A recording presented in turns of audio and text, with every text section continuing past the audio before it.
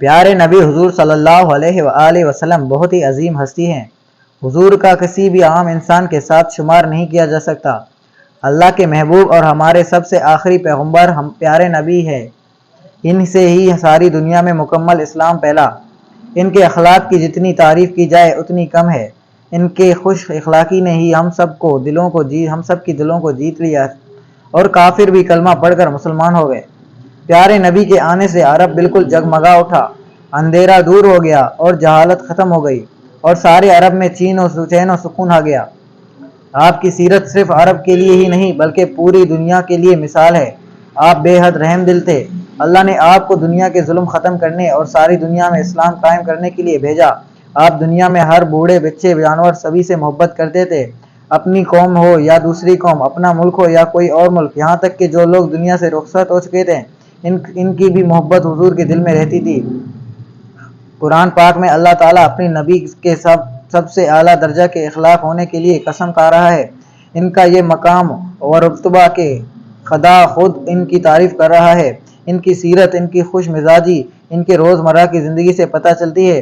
ہمارے نبی کریم سچ کے راستے پر چلنے والے تھے، جھوٹ زبان پر کبھی آیا ہی نہیں، میٹھی زبان بولنے والے تھے، جن کا ہر لفظ دشمن کے دل کو پگھلا لیتا۔ حضور اکرم صلی اللہ علیہ وآلہ وسلم کے آنے سے عرب میں ہونے والے ظلم مٹنے لگے اور عورتوں کو اعلیٰ مقام دیا۔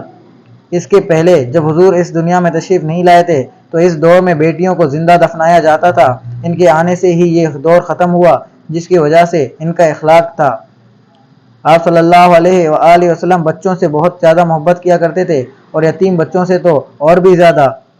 حضور اکرم صلی اللہ علیہ وآلہ وسلم نے ساری دنیا کو اسلام کے بارے میں محبت سے سمجھایا، بلکہ بہت ہی نرم مزاجی سے بتایا کہ اللہ ایک ہے اور اللہ کو مانو، وہی دنیا کا مالک ہے، وہی زندگی کرنے والا اور وہی مارنے والا ہے۔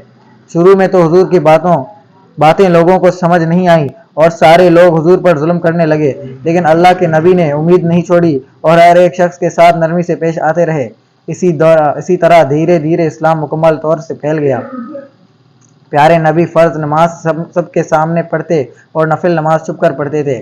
پیارے نبی کبھی غصہ نہیں کرتے تھے، زیادہ سے زیادہ عبادت کرتے تھے اور اپنی امت کے لیے رو رو کر دعائیں مانگتے تھے۔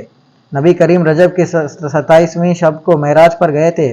حضور کبھی 2 سالن نہیں پسند کرتے تھے۔ 2 سالن کا مطلب اوپر سے گھی وغیرہ ڈالنا۔ حضور فاقے کی زندگی زیادہ بسر کرتے تھے۔ پیارے نبی ہمیشہ چہرے پر ہلکی مسکراہٹ رکھتے تھے اور قہقہا لگانا انہیں سخت ناپسند تھا۔ حضور کریم کے جسم کا سایہ نہیں تھا۔ اللہ نے کلام پاک پیارے نبی پر نازل کیا۔ اللہ نے اپنے محبوب کو مظلوموں کا مسیحا بنا کر بھیجا۔ ان کے آنے سے جتنی بھی باطل حکومتیں تھیں وہ ڈر سے کانپنے لگیں۔